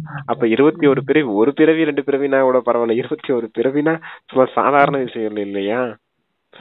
அப்பதான் அதனுடைய மதிப்பையே புரிஞ்சுக்கிற மாட்டேங்கிறீங்க. தேக அபிமானத்தை ஆமா என்ன காரியம் எவ்வளவு கவனம் கொடுக்கணும் அப்படிங்கறதே தெரிஞ்சுக்கிடாம மதிப்பே இல்லாம இப்படி இருக்கீங்க அப்படிங்கறத சொல்றேன். எவ்வளவு உயர்ந்த படிப்பு, எவ்வளவு உயர்ந்த ஆசிரியர், எவ்வளவு உயர்ந்த பகவான் வந்து யார தேடி வந்து நம்ம எவ்வளவு உயர்ந்த ஆத்மாவா இருந்தா நம்மள தேடி வந்திருப்பாரு. எதையுமே புரிஞ்சுக்கிறதுல மதிப்பே தெரியல உங்களுக்கு அப்படிங்கறத சொல்றாரு. இன்னைக்கு கவனம் கொடுக்க வேண்டியது என்னன்னா, மதிக்கிறோமா இல்லையா, யார மதிக்கிறோம், நம்மள மதிக்கிறோமா, பரமாத்மா மதிக்கிறோமா, இல்ல அவர் கொடுக்கக்கூடிய படிப்பை மதிக்கிறோமா, இல்ல அவர் கொடுக்கக்கூடிய ஆஸ்தியை மதிக்கிறோமா, எதை மதிக்கிறோம் அப்படிங்கறது மட்டும் கவனம் வச்சுட்டு இருந்தால அதுலயே ஒரு 1000 பாயிண்ட் வரும். சரி, ஸ்ரீமத்தை மதிக்கிறோமா, அதை மதிக்கிறோமா, இதை மதிக்கிறோமா, மற்றவர்களை மதிக்கிறோமா, மற்ற உயிரினங்களை மதிக்கிறோமா, இயற்கை இவ்வளவு மோசமா இருக்குது அதை மதிக்கிறோமா, முதல்ல எதையுமே மதிக்கிறது கிடையாது. எதையுமே மதிக்கலன்னா நீங்க எப்படி மரியாதையை நிரம்பிய உத்தம புருஷர்களா ஆக முடியும்? அதெல்லாம் இன்னைக்கு கவனம் கொடுத்து சிந்தனை செய்து பார்க்கணும் சிஸ்டர். குஷியை போன்ற டானிக் இல்லை என்று சொல்கிறார்களா? குஷியை போன்ற டானிக் இல்லை என்று சொல்கிறார்கள். கடையில் வாடிக்கையாளர்கள் வந்து கொண்டே இருக்கிறார்கள், வருமானம் நடந்து கொண்டே இருக்கிறது என்றால் ஒருபோதும் அவர்களுக்கு களைப்பு ஏற்படாது, பசி ஏற்படாது, மிகுந்த குஷியில் இருப்பார்கள். உங்களுக்கு அளவற்ற செல்வம் கிடைக்கிறது, உங்களுக்கு மிகுந்த குஷி இருக்க வேண்டும். நம்முடைய நடத்தை தெய்வீகமாக இருக்கிறதா அல்லது அசுரத்தனமாக இருக்கிறதா என்று பார்க்க வேண்டும். நேரம் மிகவும் குறைவாக இருக்கிறது, அகால மரணங்களின் போட்டி நடப்பதை போல் இருக்கிறது. விபத்துகள் போன்றவற்றை பாருங்கள், எவ்வளவு நடந்து கொண்டிருக்கிறது. புத்தி தமோ பிரதானமாகி கொண்டே செல்கிறது. அதிக மழை பொழிகிறது என்றாலும் கூட அதனை இயற்கையின் விபத்து என்று சொல்லலாம். மரணம் முன்னால் வந்தே விட்டது, அணுகுண்டுகளின் யுத்தம் தொடங்கிவிடும் என்பதையும் புரிந்துள்ளார்கள். இப்படிப்பட்ட பயங்கரமான காரியங்களை செய்கிறார்கள், துன்புறுத்துகிறார்கள் என்றால் பிறகு யுத்தம் ஆரம்பமாகிவிடும். நல்லது அப்படின்னு முரளியை நிறைவு செஞ்சிருக்காங்க பிரதர். அப்பா இதெல்லாம் நடக்கும்போது யுத்தம் வந்துடும் நம்ம நினைச்சுக்கணும். சமிக்கை நடந்துட்டு தானே இருக்குது. அரபு நாட்டுல எல்லாம் மழை பனிப்பொழிவுலாம் நடக்குது. பனியே பார்த்தது கிடையாத நாட்டுல எல்லாம் பனிப்பொழிவு நடக்குதுன்னா பாத்துக்கோங்க எவ்வளவு பெரிய விஷயங்கள்லாம் நடக்குது. இயற்கையின் மாற்றங்கள், வெள்ளம் அதிகமா ஓடுது, ஒரு 2 மாசம் பெய்ய வேண்டிய மேல ஒரே நாள்ல பெய்யுது, அது ஒரு 4-5 மணி நேரத்துல பெஞ்சு முடிஞ்சிட்டு போகுது. அப்ப இயற்கையின் சீற்றங்கள் எப்படி இருக்குது, சுனாமி வருது, அது வருது, நிலநடுக்கம் வருது, இங்க உலக போர் நடக்குது, அணுகுண்டுகள் எல்லாம் போடுறதுக்கு ரெடியா இருக்காங்க. நேத்து கூட நியூஸ் பார்த்தோம், ரஷ்யா அவங்களுடைய அந்த மிசைல்ஸ் அதாவது அவங்களுடைய ஏவுகணை தாக்குதல், அணுகுண்டு அந்த பயிற்சி எல்லாம் ரொம்ப தீவிரமா செஞ்சுக்கிட்டு இருக்காங்க அப்படிங்கிற மாதிரி சொல்லியிருந்தாங்க. அது என்ன நடக்க போகுதுன்னே தெரியல, அப்படி மோசமா போய்கிட்டு இருக்கு. ரஷ்யா உக்ரைன் போரும், அதுங்களுக்கு சப்போர்ட் பண்றக்கூடிய நாடுகளும் போர் இன்னும் என்ன நடக்க போகுதுன்னே தெரியல அப்படிங்கறது மாதிரி சொல்லிட்டு இருந்தாங்க. சரி, ஓகே, அது மாதிரி நடக்குது. இப்பவும் நம்ம பார்த்துட்டு தான் இருக்கோம். அப்பா சொல்ற விஷயங்கள் எல்லாமே இந்த உலகத்துல இப்ப இந்த சமயத்துல நடந்துட்டு இருக்கதான் நம்ம கவனிச்சுட்டு தான் இருக்கோம். 10 வருஷம் முன்னாடி நடந்துருச்சு, ஸ்டார்ட் ஆயிடுச்சு இல்லையா? ஆமா, 10 வருஷத்துக்கு முன்னாடி 1969க்கு முன்னாடி சொல்லியிருக்காரு இந்த முரளியெல்லாம். இந்த முரளி 69? ஆமா, 69க்கு முன்னாடி. 69ல இருந்து அதுக்கு முன்னாடி இருக்க ஒரு 5 வருஷத்துக்கான முரளி மட்டும்தான் சிஸ்டர் நமக்கு சாக்கார முரளியா வரும். அதான் 69க்கு முன்னாடி வந்த முரளி இது. 69னா இப்ப எவ்வளவு வருஷம் ஆச்சுன்னு பாருங்க, 55 வருஷத்துக்கிட்ட ஆயிருச்சு. 55 வருஷம். அதான் 55 வருஷம் முன்னாடியே சொல்லியிருக்காரு. அப்ப நடந்துச்சா என்னன்னு தெரியல, ஆனா இப்ப எல்லாமே கண்ணு முன்னாடி நடக்குது, எல்லாமே நடக்குது. அதுதான் சொல்றாரு. சரி, ஓகே, நடக்கட்டும். சீக்கிரம் விநாசம் வரப்போகுது. எல்லாரும் நம்ம புருஷார்த்தம் பண்ணி ரெடி ஆகிறதுக்கான முயற்சி செய்யணும், அவ்வளவுதான். ஆனா விநாசம் நடக்கும் போது எல்லாருமே தந்தை நினைவுலயே இருப்பீங்க, எப்பயும் குஷியாவே இருப்பீங்க அப்படின்னு சொல்லியும் இருக்காரு. சொல்லுங்க பிரதர், சொல்லுங்க. அவ்வளவுதான் சிஸ்டர், வேற ஒண்ணும் இல்ல. நம்ம எப்போ குஷியா இருக்கணும், அவ்வளவுதான். விநாசம் நடக்குமோ நடக்காதான் அதை பத்தி எல்லாம் யோசிக்கணும்னு அவசியம் கிடையாது. ஆனா நடக்கிறத பாத்துக்கிட்டு இருக்கோம், இருந்தாலும் நம்ம தீவிர முயற்சி செஞ்சு நம்மளுக்கான பாக்கியத்தை உருவாக்கணும், அவ்வளவுதான். மற்றவர்களுக்காக உருவாக்குறோமோ இல்லையோ, முதல்ல நமக்காகவாது பாக்கியத்தை உருவாக்கி நம்ம அமைதியா இருந்தாலே போதும். உங்களை சுத்தி இருக்கவங்களும் அமைதியா இருப்பாங்க, இயற்கையும் கூட அமைதியா இருக்கும். இங்க கொஞ்சம் சாமி ஊர்வலம் வரும்போது அந்த சாமிக்கு மேல கொடை பெரிய கொடை காட்டுறதே என்ன, நம்ம அமைதியா இருந்தா நமக்கு கீழே பல பேர் அதை பார்த்தா வந்து அமைதியா இருப்பாங்க. அமைதியா இருப்பாங்க. அது பாபாவினுடைய நிழல் கொடை சொல்லுவார் இல்லையா, பாபாவின் நிழல் கொடைக்குள்ளேயே இருங்க அப்படின்னு. அதுக்குள்ள மாயை பிரவேசமாக முடியாது அப்படிங்கிறது அதுவும் இருக்குது. நம்மளும் அடுத்தவங்களுக்கு பாபா எப்படி நமக்கு நிழல் கொடையா இருக்காரோ நாமளும் மற்றவர்களுக்கு நிழல் கொடையா இருப்போம். அதான் சொல்றாங்க. சரி, நம்ம அமைதி, தூய்மையின் வைப்ரேஷன் உலகம் கொடுத்துக்கிட்டே இருப்போம். நம்ம தந்தை நினைவுல இருந்தாலே தூய்மையா இருப்போம், அமைதியா இருப்போம். அப்ப நம்ம கிட்ட இருந்து வெளிப்படக்கூடிய வைப்ரேஷன்ஸ் இந்த இயற்கைக்கு போயிட்டே இருக்கும் இல்லையா, ஆட்டோமேட்டிக்காவே அது நடக்கக்கூடிய விஷயம். நம்ம தனிப்பட்ட முறையில உலகம் தூய்மையாகட்டும், இயற்கை தூய்மையாகட்டும் கூட சங்கல்பம் கூட பண்ணணும் கூட அவசியம் இல்லை. அது ஆட்டோமேட்டிக்காவே நடக்கக்கூடிய ஒரு ப்ராசஸ்.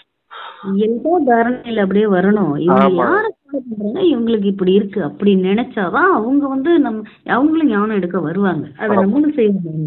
நம்ம வந்து சங்கல்பம் மட்டும் சொல்லிட்டு தாரணையில வராம நம்ம ஒண்ணு வச்சிருந்தோம்னா யாருவே வராது இல்லையா.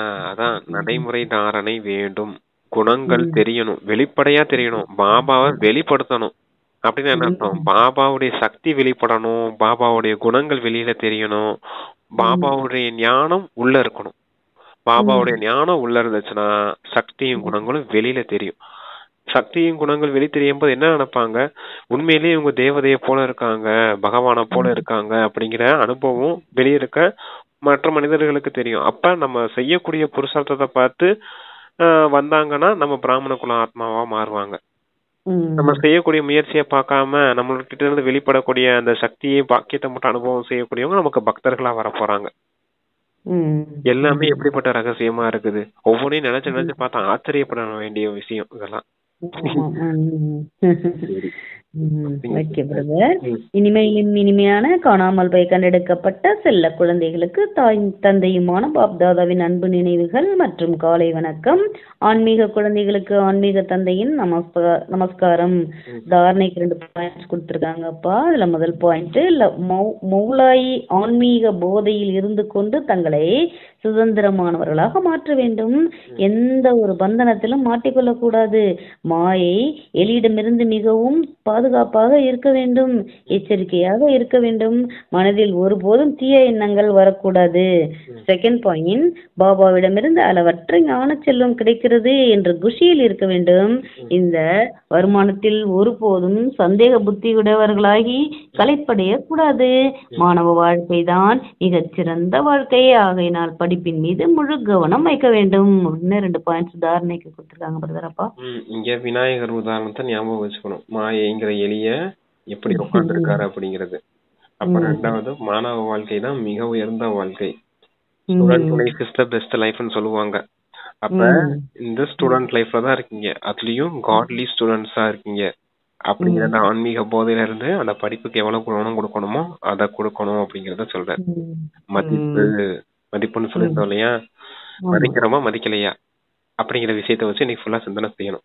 எதை மதிக்கிறோம், யார மதிக்கிறோம், எதை மதிக்கிறோம், யார மதிக்கிறோம், எப்படி மதிக்கிறோம் அப்படிங்கறதெல்லாம் சிந்தனை செய்யணும். சரி, வரதானம் கொடுக்கறாங்க. எப்போதும் விழிப்புணர்வுடன் இருந்து அனைவருடைய ஆசைகளையும் பூர்த்தி செய்பவராக மாஸ்டர் முக்தி ஜீவன் முக்தி வழங்கும் வள்ளல் ஆகுக. விஸ்தாரம், இப்பொழுது அனைவருடைய ஆசைகளையும் பூர்த்தி செய்ய வேண்டும் என்ற சுப எண்ணம் குழந்தைகள் அனைவர் மனதிலும் எழ வேண்டும். அனைவரும் பிறப்பு இறப்பிலிருந்து விடுபடவே வையுங்கள். இதற்காக தனது சக்தி வாய்ந்த தூய்மையான வைப்ரேஷன் மூலமாக இயற்கை மற்றும் மனித ஆத்மாக்களின் உள்ளுணர்வுகளை மாற்றுங்கள். மாற்றவர்களாகி ஒவ்வொரு ஆத்மாவின் ஆசைகளையும் பூர்த்தி செய்யுங்கள். முக்தி ஜீவன் முக்தியை தானம் செய்க. இந்த பொறுப்பின் நினைவு உங்களை எப்போதும் வெளிப்படைய வைக்கும். நீங்க அனைவருடைய ஆசைகளையும் பூர்த்தி செய்யணும் அப்படிங்கிறாரு. பூர்த்தி செய்யக்கூடிய சுப எண்ணங்கள் மட்டுமே எழும்பணும் உங்களுக்குள்ள. எல்லாரையும் பிறப்பிறப்பு சக்கரத்துல இருந்து விடுபட வைங்க அப்படிங்கறத சொல்றாரு. பிறப்பிறப்புல இருந்து விடுபட வைங்க அப்படிங்கறத சொல்றாரு. அப்படின்னா உங்களுக்கு முக்தி ஜீவன் முக்தியின் ஞானத்தை கொடுங்க அப்படிங்கறதுதான் அர்த்தம். அப்புறம் அதான் அந்த பிறப்பிறப்பு சக்கரத்துல இருந்து விடுபட வைங்க. அந்த அதுக்காக நீங்க என்ன காரியம் செய்யணும் அப்படின்றாரு. தூய்மையின் வைப்ரேஷன்ஸ இயற்கைக்கும் மனித ஆத்மாக்களுக்கும் கொடுத்து அவங்களுடைய உள்ளுணர்வுகளை மாற்றுங்க. மாஸ்டர் வள்ளலாகி அவங்களுடைய ஆசைகளை எல்லாம் பூர்த்தி செய்யுங்க. முக்தி ஜீவன் முக்தியின் தானம் கொடுங்க. இந்த தானம் கொடுக்கக்கூடிய விஷயத்திலேயே நீங்க இருந்தீங்க அப்படின்னா, இந்த பொறுப்பின் உணர்வு உங்களுக்கு இருந்துச்சுன்னா, நீங்க ஆட்டோமேட்டிக்காவே எப்படி ஆயிடுவீங்க? விழிப்புணர்வு உடையவர ஆயிடுவீங்க அப்படிங்கிற. பொறுப்புணர்வு இருந்துச்சுன்னா விழிப்புணர்வு இருக்கும். அதுதான் சரியா? அதுதான் சொல்லியிருக்காரு இன்னைக்கு. பொறுப்புணர்வு இருக்கும். பொறுப்புணர்வு இருக்கணும், அப்பதான் விழிப்புணர்வு இருக்கும். பொறுப்பு நமக்கு எப்ப அதிகமாகுதோ அப்பதான் நம்மளுடைய தகுதியும் தீர்மானிக்கப்படும். உங்களுக்கு அதிகமான பொறுப்பு இருக்குதா அப்படின்னா என்ன அர்த்தம்? உங்களுக்கு அந்த அளவுக்கு தகுதி இருக்குது, அதனாலதான் உங்களோட மேல அந்த பொறுப்பெல்லாம் கொடுக்கப்பட்டிருக்கு. புரிஞ்சுச்சா உங்களுக்கு? அப்ப நமக்கு அந்த அளவுக்கு தகுதி இருக்குது, அதனாலதான் பாபா இவ்வளவு பொறுப்புன்னு தூக்கி நம்ம தலையில வச்சிருக்காரு. இப்ப நாம என்ன செய்யணும்? என்னது கிடையாது பாபா, எல்லாமே உன்னோட நானா செய்ய போறேன், நீங்க தானே செய்ய போறீங்க அப்படின்ட்டு டபுள் லைட்டா எடுக்கணும். ஆமா, விழிப்புணர்வோட இருக்கணும். அதுதான் முக்கியம். அதுதான் மனிதர்களோட சொல்லி வச்சுட்டு போயிருக்காங்க. என்னது? தனித்திரு, பசித்திரு, விழித்திரு. தனித்திருன்னா என்ன அர்த்தம்? தனிமையில இருக்கிறது கிடையாது. தனிமையில இருக்குதுன்னா எப்படின்னா, மனம் பூத்தி தனிமையா, மனம் பூத்தி மட்டும் தனிமையா பாபாவோட நினைவுல இருக்குது. அது பசித்திருனா ஞான பசியோட இருக்கணும். இப்ப பார்த்தோம் இல்லையா, என்ன சொன்னாரு ஏது சொன்னாரு அப்படிங்கறத, அந்த ஞானத்தின் பசி இருக்கணும். அறிவுக்கான புத்திக்கான பசி இருக்கணும், வயிற்றுக்கான பசிய சொல்லாது. விழித்திரு அப்படின்னா கண்ணை திறந்து விழிச்சிருக்கிறது கிடையாது. ஆன்ம நிலை எப்பவும் மூன்றாம் கண் விழிப்புணர்வு நிலையில இருக்கணும் அப்படிங்கறதுக்காக சொல்ற விஷயம் அது. ஆனா பக்தர்கள் என்ன செய்யறாங்க? சிவராத்திரி அப்ப கண்ணை மூடி விழிச்சிருக்காங்க. பசித்திருந்தோடனே என்ன இருக்கு, என்ன சொல்றாங்க? சாப்பிடாம உண்ணாவிரதம் இருக்காங்க. விரதம் இருக்காங்களே, சஷ்டி விரதம், அது விரதம்னு அந்த இருக்காங்க. அப்புறம் இன்னொன்னு என்னது? தனித்திருனா தனிமையா போயிடுறாங்க. குடும்பம் இல்லற வாழ்க்கை எதுவுமே வேணான்னு சன்னியாசியால் தனியா போயிட்டாங்க. நாங்க தனியா போய் சாதனை செய்ய போறோம் அப்படின்னு. சூட்சும விஷயம் எல்லாமே ஸ்தூல விஷயமா போய் இந்த உலகமே மொத்தமா மோசமா போயிடுச்சு. ஆன்மாக்குரிய விஷயங்கள்னு நம்ம புரிஞ்சு விழிப்புணர்வோட இருக்கணும். உடலுக்கான விஷயம் கிடையாது எதுவுமே, எல்லாமே ஆன்மாக்கான விஷயங்கள்னு புரிஞ்சுக்கணும். ஸ்லோகன் படிக்கவா? சொல்லுங்க. ஸ்லோகன். முரளீதரன் முரளியால் தேகத்தின் சுற்றுச்சூழலை மறப்பவரே உண்மையான கோபகோபியர். முரளீதரன் முரளி கோபகோபியர். முரளீதரன் முரளியால் தேகத்தின் சுற்றுச்சூழலை மறப்பவரே உண்மையான கோபகோபியர். கோபகோபியர்கள் மறந்து டான்ஸ் ஆடினாங்கன்னு சொல்லுவாங்க இல்லையா? சொல்லுவாங்க இல்லையா? ஆமா, எல்லாருமே அந்த கிருஷ்ணனுடைய டான்ஸ் பண்ணது மாதிரி காமிச்சிருப்பாங்க.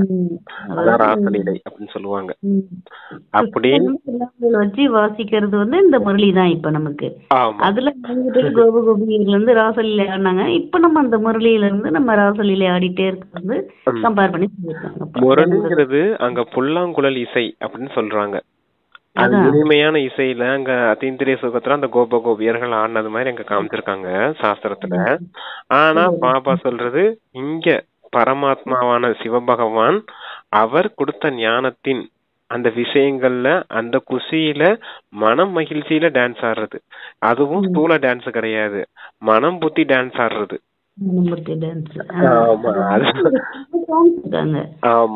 ஆத்மா டான்ஸ் ஆடுற விஷயம் இது. ஆத்மா டான்ஸ் ஆடுற விஷயம் அது ஸ்தூல டான்ஸ் மாதிரி அங்க காமிச்சிருக்காங்க. ஆனா உண்மையிலே சத்தியுகத்துல சொர்க்கத்துல நம்ம டான்ஸ் பண்ணுவோம், கிருஷ்ணரோட லட்சுமி நாராயணோட டான்ஸ் பண்ணுவோம், அந்த குஷியோட இருப்போம். அதுவும் காமிக்கப்பட்டிருக்குது. ஆனா அது தேகத்தின் விஷயங்களா இருக்குது. ஆனா சிவ பகவான் சொல்றது இங்க ஆன்மாவுக்கான டான்ஸா இருக்குது. அதான் முரளிதரனின் முரளியால் அனைத்து தேகத்தின் அந்த சுற்றுச்சூழல்கள், இந்த தேகத்தையோ தேகத்தின் உறவுகளை பத்தியோ இந்த தேக பொருட்களின் விஷயங்களையோ இந்த தேக உலகியல் விஷயங்களையோ எல்லாத்தையும் மொத்தமா மறந்துட்டு வெறும் அந்த முரளியின் நினைவிலேயே மனம் புத்தியோட அந்த டான்ஸ் பண்ணக்கூடியவங்க தான், அந்த அதீந்திரிய சுகத்துல ஆடக்கூடியவங்களதான் கோப கோபியர்கள்னு சொல்ல முடியும் அப்படிங்கறத சொல்றேன். ம். ம். நல்லா இருக்கு முரளிதரன் முரளி. ஆமா. அதுவும் நல்லா இருந்துச்சு. பொறுப்புணர்வு, விழிப்புணர்வு, ஆமா. அதுவும் நல்லா இருந்துச்சு. சரி, நல்லா ஓகே இருக்கு. சிஸ்டர். பொறுப்பு எப்ப அதிகமாகுதோ அப்ப ம். தகுதியும் அங்க அதிகரிக்கப்படும் அப்படிங்கறதுதான் விஷயம். ம். ம். சரி, ஓகே சிஸ்டர், சூப்பர். இன்னைக்கு நிறைய விஷயம் இருக்குது, நிறைய இருக்கு. படிக்கணும், நிறைய தாரணை பண்ணணும். டைமும் இன்னைக்கு நிறைய எடுத்திருக்கு. ஒரு மணி ஆமா. நேரம் 10 நிமிஷம். ஆமா பிரதர். சரி, ஓகே, தேங்க்யூ. ஓம் சாந்தி. ஓம் சாந்தி. ஓம் சாந்தி பிரதர். நன்றி பாப்பா. பாபாக்கு